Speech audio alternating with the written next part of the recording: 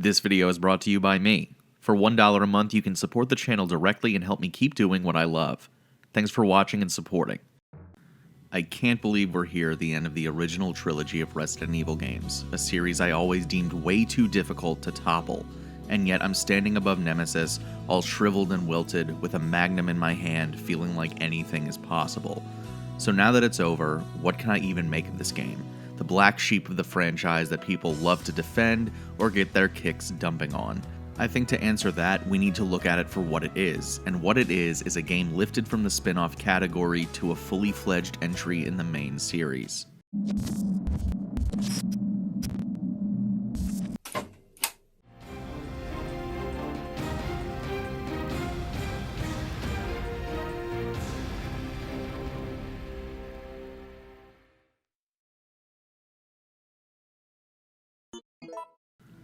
Resident Evil 3 wasn't supposed to be the third mainline game, and as such, it feels like a smaller game in the grand scheme of things. The reason is simple. The original outline for a game that would be the true successor to Resident Evil 2 was canned because it would take too long to make, and with the PlayStation 2 on the horizon, Capcom didn't want to make a main entry that would come out on dated hardware after the new console launched, and they didn't want players waiting that long for a sequel. At the same time, however, many RE projects were in development, and the team working on a spin-off project was promoted to the next numbered entry, taking their story that was supposed to introduce a new character and instead inserting Jill Valentine into the protagonist role. There's only one campaign to play through as opposed to the two-character scheme of the games that came before it.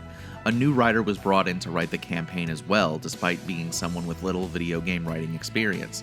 His name was Yasuhisa Kawamura.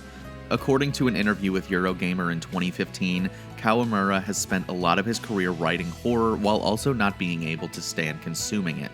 As such, Kawamura hadn't even played the original Resident Evil when he was hired to write for the new game. He needed to get familiar with the series, and fast. I played a copy of the original Biohazard that was provided by the studio and finished the game with the help of the complete guide, fan websites, and secondary sources available to me at the time. I needed to understand Biohazard immediately. I also had to force myself to learn how to write scenarios and documents all on my own, Kawamura said. To make a tense situation even more tense, the timeline to complete the game required a longer development cycle, a necessity Capcom didn't grant. According to that same Eurogamer article, the development team was working such ridiculous hours, family members filed missing person reports with the police. The final version of Resident Evil 3 released on the PlayStation 2 years after the critical and commercial success Resident Evil 2. And while shoehorning so many mainline features into a game that was never supposed to hold this much weight meant Capcom was taking a huge risk, the gamble paid off. Upon release, the game ended up selling 3.5 million copies worldwide, with 1 million of those in the first week alone. But in the years since, RE3 has been mostly overshadowed by the other games surrounding it.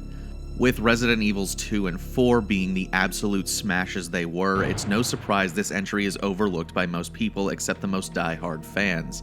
But now that I've played it, I respect it on a whole lot of levels despite me having many criticisms on it. I think it does a lot of new, interesting things, and it's a game worth checking out.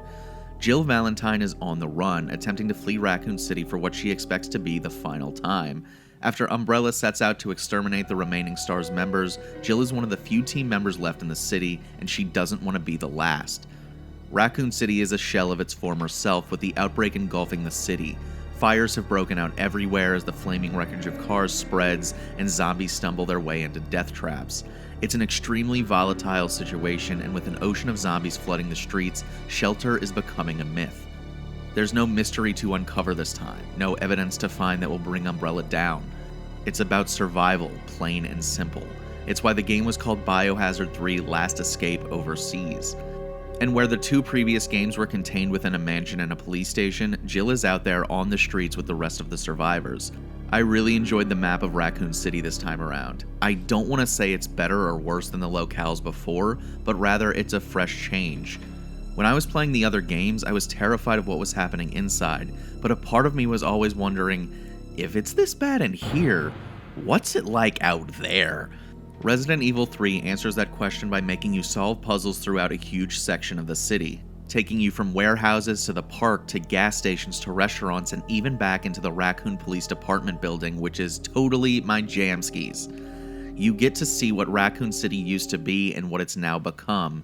It also puts Resident Evil 2 in perspective, since the first half of the game takes place the day before the events of that game, and the second half takes place after. All kinds of nightmares are around every corner, and they appear where threats were previously absent.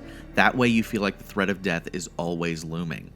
But there is no greater threat to Jill's safety than the namesake of the game in the West, Nemesis. This Terminator-inspired beast was sent in by Umbrella to hunt down any remaining STARS members like the ill-fated Brad Vickers, who last a total of 5 minutes in this game. Nemesis is aptly named as he faces Jill many times throughout the game, often showing up when you least expect it. He hits hard, and his voiceless uttering of the word STARS has been haunting my thoughts for a week. STARS.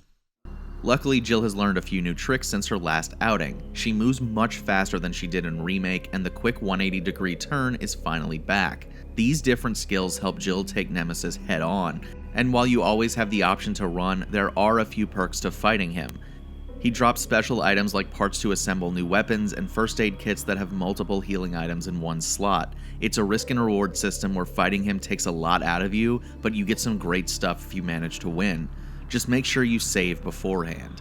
Your first encounter with him also introduces the new quick-time decision moments, where you have the option to take one of two actions. In the first instance, you can choose to fight Nemesis or run inside the RPD station, but later these choices affect how some of the events in the game turn out. The changes in navigation speed and the quick turn make a big difference, but to me the biggest change is the addition of a dodge. If you manage to time your button presses right, you can dip out of the way of Nemesis's punches or roll out of the way of dog attacks. It can be pretty hit or miss considering it was the first iteration of this mechanic, but the other change in the environment that is a hit every time is the environmental hazards Jill can use to her advantage. There are exploding red barrels that can blow zombies to smithereens. But where I found the new mechanics to be most helpful was navigating the city. With so much ground to cover, Jill's newfound speed is very helpful. You're no longer slowly creeping around a mansion, but dead sprinting from point A to point B in the middle of a town swallowed by fire. As you explore Raccoon City, the puzzles you're asked to solve are very different from the ones in other games.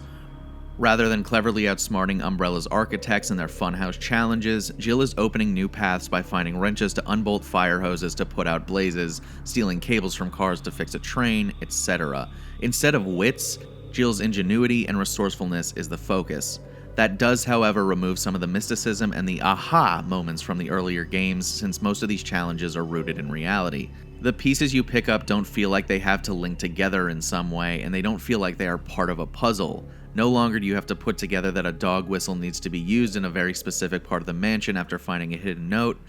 Now you just have to find some oil and some oil mixer. I feel like I did the same thing last weekend when I needed to pressure wash my patio. It also doesn't help that the puzzles that are reminiscent of older RE challenges are brutally annoying. This water sample puzzle where you match the jingle to the different wavelengths made me want to claw my eyes out. And while I think Jill is a really strong, smart character, this game really disappointingly puts her in situations where her only option to escape is luck, which is usually what happens. Thank God this door was open. Thank God Carlos was here to kill this horde of zombies around Jill. Carlos is Resident Evil 3's version of Ada Wong or Sherry Birkin from Resident Evil 2, in that he is the character whose own path intersects a lot with Jill's. He is an Umbrella agent sent in with a team to control the situation when everything went belly up, and his team is trying to navigate the city to escape as well. However, the team leader, Mr. Stereotypical Russian Villain, is there to ruin everything, as his own mission is to make sure there are no survivors essentially, resorting to killing his own team members. In my playthrough, there wasn't a satisfying end to that thread, so he just kind of flies off. I can't say much about him other than he sucks, and I hope his stupid helicopter has an oopsie. In Resident Evil 3, resource management was overwhelmingly difficult to a much higher degree than the previous games. While you can find ammo around as before, more often than not you'll find gunpowder, which can be used to create new ammo, and different kinds of combinations make different specialty ammo. Especially on your first playthrough when you don't know what to expect, figuring out what kind of ammo is worth crafting gets pretty difficult. Instead of going for specialty ammunition, I stockpiled handgun and shotgun ammo, which worked well for the most part. However, that made boss fights all the more difficult since my weapons were less powerful. All of this adds a sense of urgency to RE3 that wasn't as forced in the earlier games. With enemies everywhere and resources being limited, even ink ribbons, RE3 has a different kind of tension. While the atmosphere isn't as outright creepy, the upbeat gameplay and the hordes of zombies feasting on the survivors adds a lot of "you gotta go now" moments that are unique to this entry over the others, and I think that's a really cool change of pace. I didn't mind the fixed camera angles in any of the Resident Evils either until I started this game. During boss fights especially, the camera angles were terrible. I either couldn't get into a consistent angle where I could see the boss and I had to fire into the void, or I couldn't see Jill, meaning I couldn't really see which way I was facing or firing. Most of these issues would be less palatable if the game was any longer than it is, but as it stands now, I think almost all of them are forgivable. Resident Evil 3 is a quick game, and I finished it in just over 4 hours. Compared to the 10-ish hours of the combined RE2 campaigns and the 9 hours for Jill's remake campaign, this timing feels really short, but it also feels like the right amount of time I want to be spending in this world. It might be a hot take, but I think Resident Evil 3 is exactly how long it needs to be. Like, had I been constantly fighting Nemesis over and over for 9 hours, I probably would have given up. I even got to the point where by the end I was begging him to just die already. My unofficial gauge for how much I like these games has really come down to how likely I am to want to replay them. I would happily play Remake again, and I'd love to go back and see the different scenarios I missed in RE2. But with only one true game mode, I can't see myself returning to this one anytime soon. I'm happy I played it, and I enjoyed it for what it was, but I think I'm done with it for now. And that's probably all you need to know. Thank you for watching my video, I really appreciate it. If you liked the video, please consider leaving a like on it. If you played RE3 or the remake of it, let me know what you think in the comments down below. If you want to see more videos by me, you can press the subscribe button and hit the bell to make sure you never miss an upload. If you want to support the channel directly, you can go to my Patreon in the description. For $1 a month, you can get early access to my videos as well as extra content you can't get anywhere else. I want to take a moment and thank my higher tier patrons, Andrew Elmore, Andrew Lang, and 8-Bit Jesus. Thanks again for watching, and I'll see you next time. You're one of the survivors from the rescue team, right? I have a gravelly voice with a big full accent. I have an eye patch and I wear a nice suit. This means I am leader of bad guy.